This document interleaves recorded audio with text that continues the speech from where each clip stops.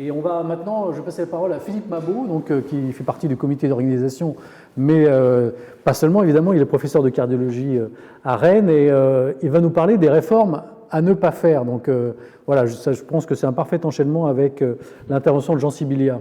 Exactement, donc merci beaucoup et j'étais très heureux d'entendre M. Sibilia.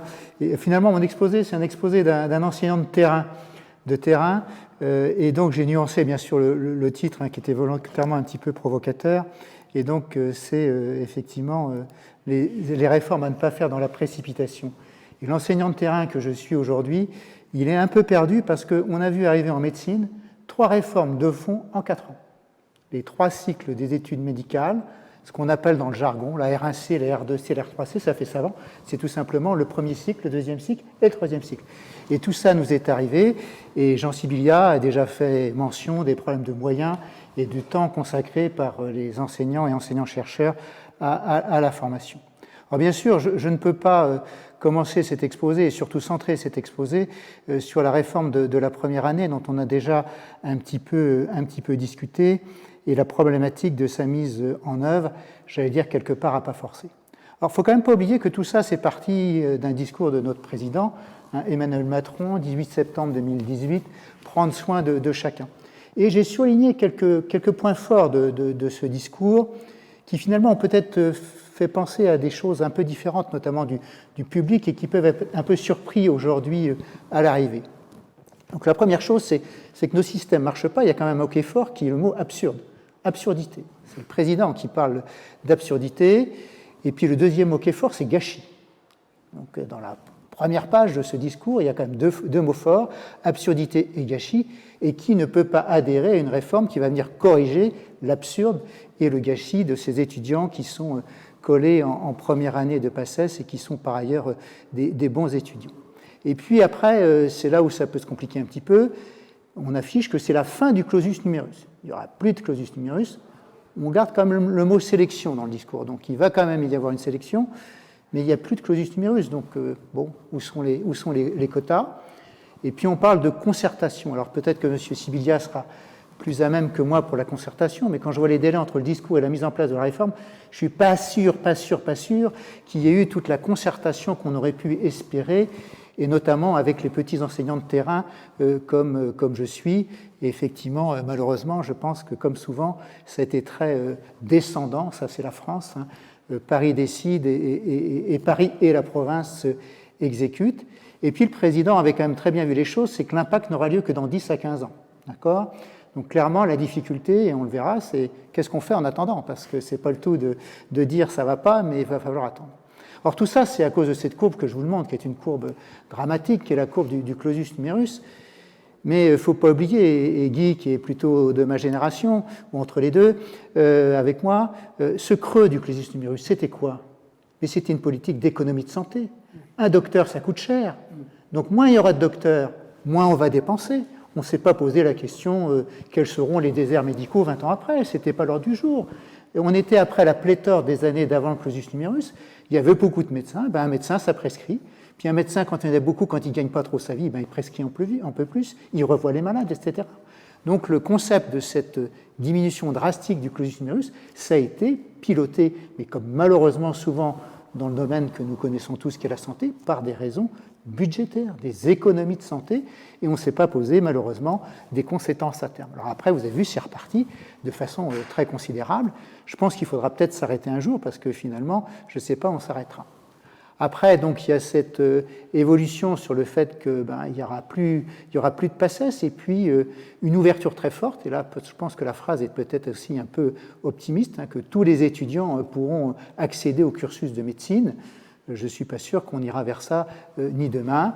Et puis la notion, et c'était bien évoqué à la fois par M. Sibilia et par Guy, cette notion de remettre les compétences, et là on est tous d'accord, que la formation sur les QCM, c'est loin d'être optimale. Et vous voyez une deuxième fois le mot gâchis, on retrouve le mot gâchis, donc un discours assez fort, sans renoncer à l'excellence. Et ça, c'est quand même quelque chose qui est important, donc toujours garder l'excellence. Or, vous voyez, c'était moins d'un an ou un an après, la loi est sortie, puis l'arrêté.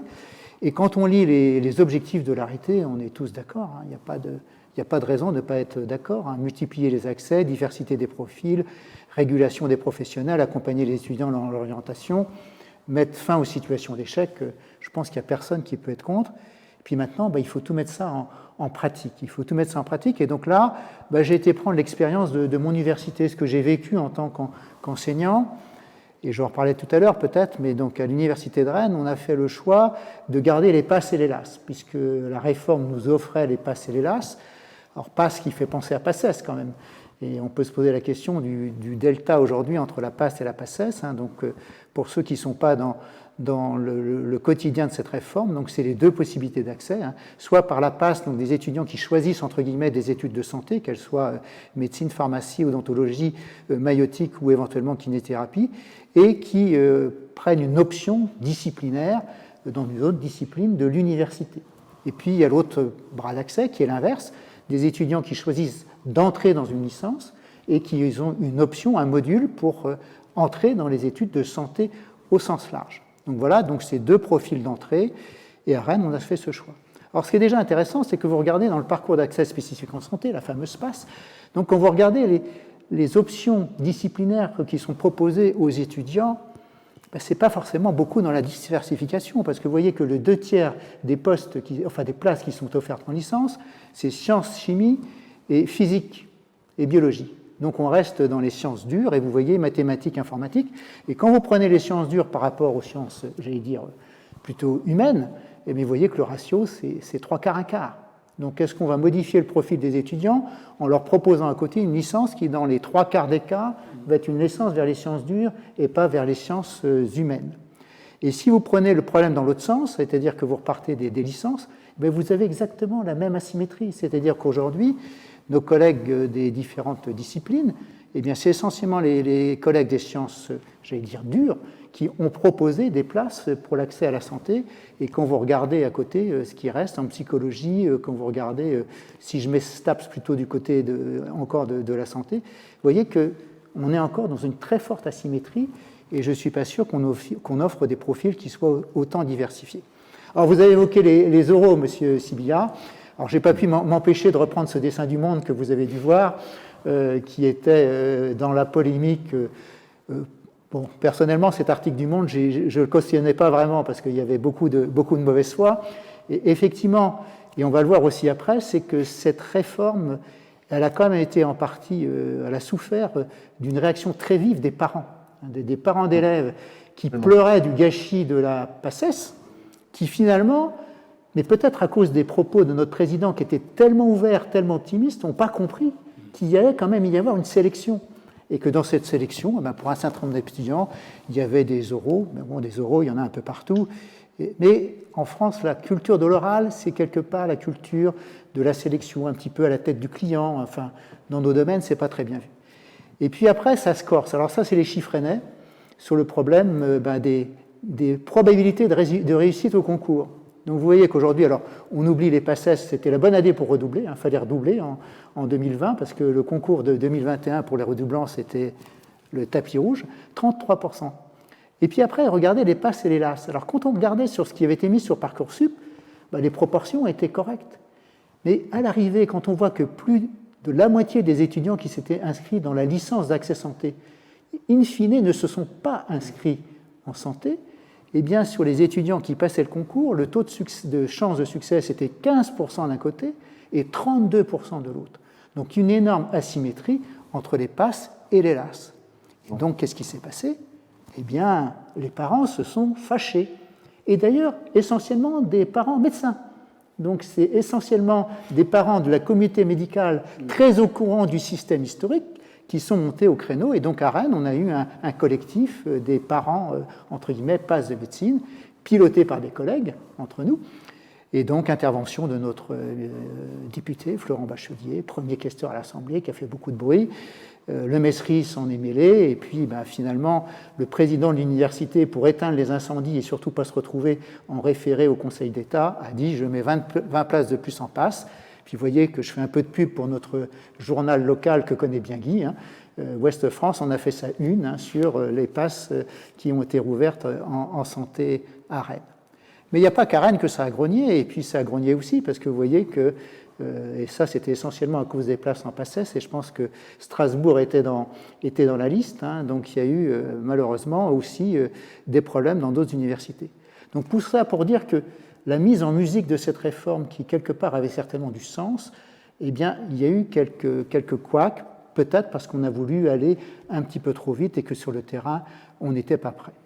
Alors finalement, tout n'allait pas si bien que ça, parce que vous voyez, je vous ai pris des exemples ici, hein, d'une sénatrice qui a quand même des mots assez durs, hein, donc une réforme chaotique, mise en place, considérée comme complexe, insuffisamment préparée, pas assez pilotée, pas financée à la hauteur de ses ambitions. Et puis notre Premier ministre qui a été obligé de dire qu'il fallait mettre un petit peu d'eau dans le vin et puis mettre dans les universités des commissions d'examen exceptionnelles. Alors, je pense qu'on a peut-être pu éviter tout ça en prenant un peu plus de temps de réflexion et en ne voulant pas aller trop vite. Mais comme c'était un engagement du président, il fallait bien qu'il tienne quelques-unes de ses promesses avant la prochaine campagne électorale, sans vouloir faire de politique. Et puis, je vous ai cité ici quelques verbatim, hein, que vous pouvez lire. Donc, les étudiants, pas très satisfaits, parce que finalement, et c'est vrai, la PACE, c'est autant que la PACES, voire pire que la PACES.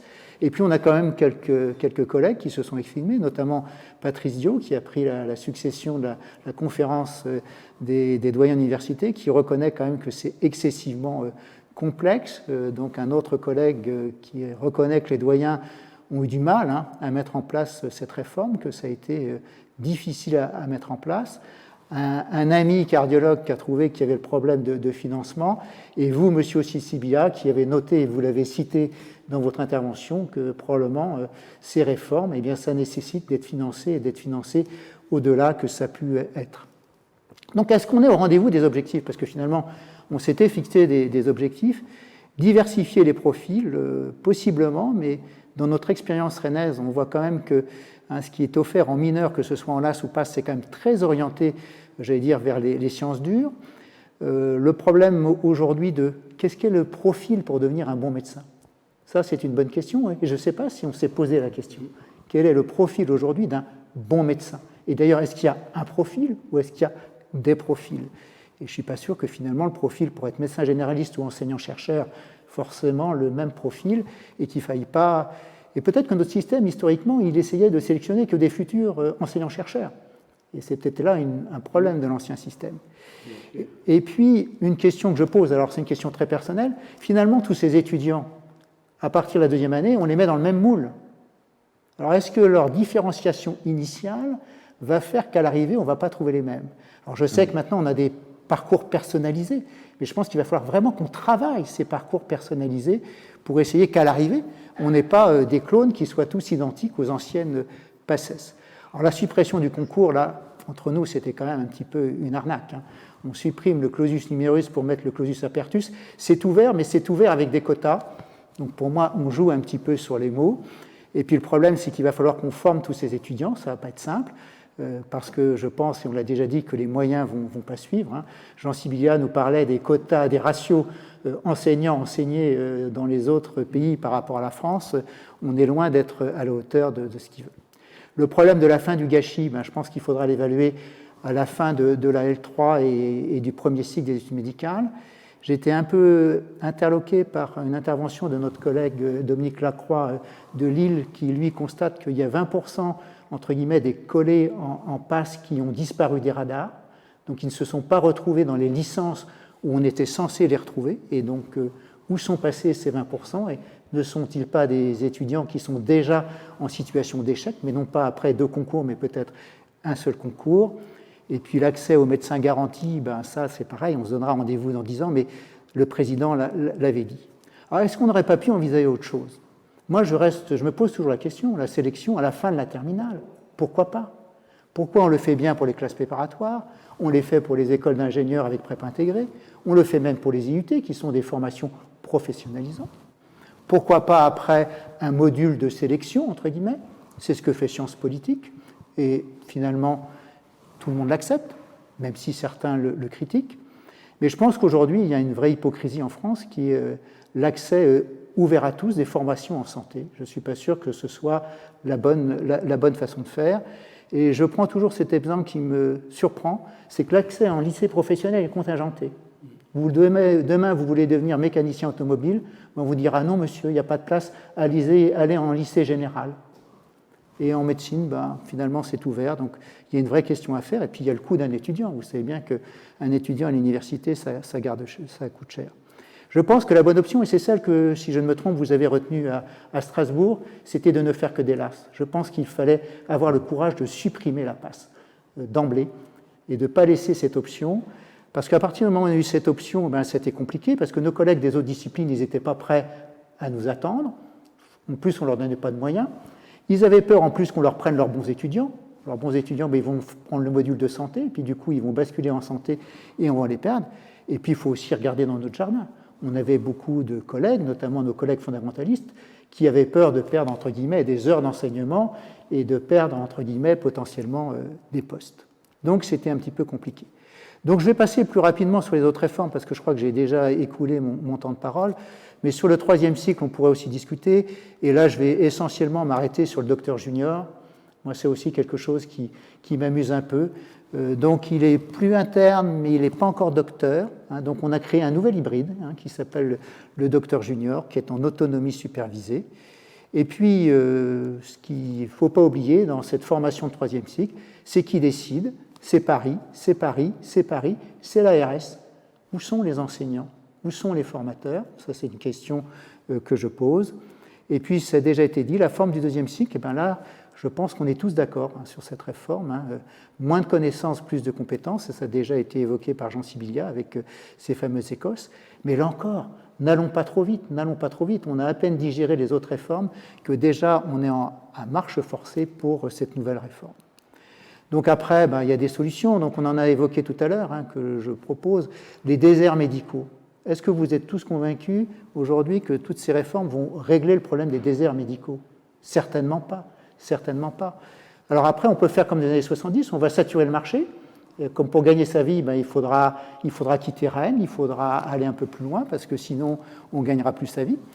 Ça serait impossible. Après, alors, j'ai mis moduler la liberté d'installation, j'ai mis moduler parce que je ne sais pas comment on pourrait faire. Il y a certainement des modèles à inventer, certainement, mais des modèles qui nécessiteront des moyens, et je ne suis pas là encore si on est prêt à mettre les moyens. Donc il y a le problème de la permanence des soins. Alors ça, c'est fondamental, je pense qu'on le vit tous. Aujourd'hui, après 19 heures, il n'y a qu'un endroit où il y a de la lumière, c'est les urgences des hôpitaux publics, quasiment. Et donc il faudrait peut-être revenir à une obligation pour tous. Je vous rappelle, le volontariat, c'est depuis 2004. Avant, il y avait une obligation de permanence des soins. Et puis, on l'a un peu évoqué aujourd'hui, le tout CCAM, c'est sous-entendu, c'est les actes médicaux qui rémunèrent et pas la réflexion médicale. Et ça a été évoqué tout à l'heure par Guy, probablement 20 à 30% d'actes médicaux inutiles. Eh bien, faisons des économies de ce côté-là et réinjectons ces coûts dans de la réflexion. Mais bien sûr, c'est un terrain très glissant et je ne suis pas sûr qu'il soit politiquement soutenable. Voilà, mais je suis content parce que ça, ce sont des images d'un monde passé. Voilà les quelques échanges que je voulais avoir avec vous. Merci beaucoup, Philippe. Tu nous as montré un peu voilà, la face un peu moins brillante de ces réformes. En tout cas, la différence entre les attentes et puis finalement ce qu'on va probablement obtenir. Est-ce que Guy, tu veux commenter ou tu veux réagir? Non, très brièvement, je pense que l'une des réformes qui serait possible, à mon sens, c'est que nous ayons une licence de santé, que ce soit pharmacien, infirmier, médecin, sage-femme, dentiste et autres, tous pareils, en apprenant les premiers gestes, comme le disait Jean, très tôt, les soins au lit du malade et les choses. Et ensuite, avec des carrières qui se dispersent. C'est comme en droit, on fait une licence de droit et après ça, on fait du juridique, on fait du droit des affaires, on fait du droit de différentes choses. Et là, on pourrait très bien faire du master en médecine, du master en infirmerie, du master en maïotique et aller à des doctorats différents. Je ne comprends pas pourquoi on a cette espèce de scission entre les métiers alors que nous travaillons tous ensemble, nous devons tous travailler ensemble sur les malades. Et je pense que pour rejoindre ce que disait Henri, Balbo, je suis sûr que là, ça serait un des éléments d'une meilleure communication entre nous. Et quand on communique mieux entre nous, je pense qu'on communique mieux avec les patients que l'on prend en charge. Monsieur Sibilia, vous avez un... Oui, d'abord, remercier et féliciter Philippe. excellente présentation, vraiment bravo, parce que c'est pas facile de synthétiser des milliers de réunions sur les 3 réformes. Et franchement, bravo Philippe, parce que c'est une analyse extrêmement pertinente de la situation, hein, quasi exhaustive. Hein, donc, juste des commentaires très brefs évoqués par Philippe. Défaut de concertation, absolument. Je peux vous raconter ma première rencontre au Messeri, au ministère. En fait, j'arrive, les étudiants étaient là avec la ministre, tout était fait. En fait, et on s'est retrouvés, les 3 présidents de conférence, pharmacie, dentaire, médecine, face à un projet finalisé avec les étudiants, aucune concertation avec les enseignants et avec les universités, les facultés. Donc, méthode quand même assez curieuse, alors probablement liée au tempo imprimé et à la déclaration du président le 11 septembre 2018, hein, le temps pressait. Mais enfin, effectivement, pas de concertation. Rappelez quand même un petit truc, on n'a pas dit parce que c'est tellement évident, mais on a dû mettre ça en place pendant la période Covid. Donc, on s'est tapé les 3 réformes et le virus en même temps. C'est quand même pas tout à fait anodin. Je peux vous dire que la gestion des facs depuis 2 ans dans la période Covid, ça a été invraisemblablement compliqué. On nous a envoyé des injonctions dans tous les sens, présentiel, distanciel, jauge 10%, jauge 30%, réunion, pas réunion, stage, pas... Enfin, c'était un enfer. Donc, les équipes ont été submergées. Il faut quand même le rappeler. La troisième chose qui est intéressante, et moi je plaidais pour ça, à l'allemande, après l'abitur, sélection post-bac. On va au bout de la démarche de Parcoursup et on reste pas mieux digué. Je peux vous dire, pareil, première réunion au ministère, on a réabordé la question de fond et les syndicats étudiants étaient vent debout, totalement opposés à ce principe-là d'une sélection post-bac. J'ai pas d'avis, hein, je veux dire, c'est pas un jugement, c'est une observation. Et on sait que c'est un principe qui n'est pas à discuter aujourd'hui. On a peut-être tort de ne pas se reposer la question. Et dernier point, et tout à fait d'accord avec toi, Philippe, tant qu'on ne se posera pas en termes d'offre de soins, de formation, de coordination entre la formation et l'offre de soins, en plus de tout ce qu'a dit Guy sur l'architecture pédagogique de la formation, si à la fin, on n'a pas un système de régulation, quel qu'il soit. Et je ne connais pas le bon système. Une fois de plus, moi j'ai essayé des tentatives, je me suis fait massacrer quand j'ai proposé aux étudiants une sorte de service public dans les zones, dans les déserts médicaux pendant 1 an, 2 ans, 3 ans. Il n'y a plus de service militaire. On pourrait finalement le retour des étudiants, mais ça a été un tsunami en disant mais vous rendez pas compte de ce que vous racontez. On souffre déjà pendant toutes les études et on voudrait après nous imposer encore 1, 2 ou 3 années dans des territoires désolés où il y a effectivement où la nation, la République ne met aucun moyen ou quasiment aucun moyen. Donc je ne sais pas quelle est la bonne méthode. Les élus pensent que c'est une régulation coercitive. Moi, je ne crois pas. Je ne pense pas. Je pense pas que ce soit une bonne méthode, mais il faut certainement trouver quelque chose qui régule d'une manière ou d'une autre. Sinon, on réglera pas le problème des déserts médicaux. Sinon, comme l'a dit très pertinemment Philippe, par un système on va noyer les gens et on va forcer les gens, pour des raisons économiques, à aller dans des zones où ils trouveront du travail. Pour les plus anciens, Guy a connu ça, moi je l'ai connu par mon père qui était médecin généraliste. Quand on avait ouvert les vannes dans les années 80, on a dû renvoyer à la retraite anticipée 80 000 médecins généralistes par la procédure MICA. Parce que, tu te rappelles de ça, Guy. Donc ça montre bien que quand on régule mal dans un sens ou dans un autre, c'est la catastrophe. Et je me souviens, mon père, dans un petit village, qui était un village de 1000 habitants, il était seul pendant 20 ans, ils se sont retrouvés à 5. Et évidemment, quand on est à 5 dans un petit village, on fait quoi? Du nomadisme médical, les gars allaient chercher des arrêts de travail à gauche, à droite, etc., des faux certificats, et faire de la médecine parallèle avec l'émergence de paramédecine. Il y a de la très bonne médecine complémentaire, mais il y a aussi dans la médecine complémentaire plein de conneries. Voilà. Donc voilà où on en arrive. Donc Philippe a tout à fait raison. Il n'est pas question d'ouvrir les vannes comme on l'a fait croire aux gens. C'est ce qu'on a fait croire. Le discours du président a fait croire que c'était open bar. Mais je ne pense pas que le président pensait ça. Mais en tout cas, c'est comme ça que ça a été entendu. D'où nos problèmes avec les familles. Merci beaucoup. On voit que c'est un sujet bouillant, archi bouillant, mais qui est quand même en pleine mutation et on espère qu'on va suivre ça de près. Merci beaucoup. On va passer très bientôt à la dernière communication de cette journée.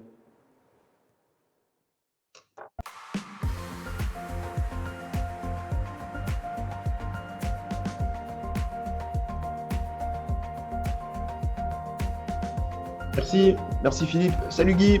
Salut Jean.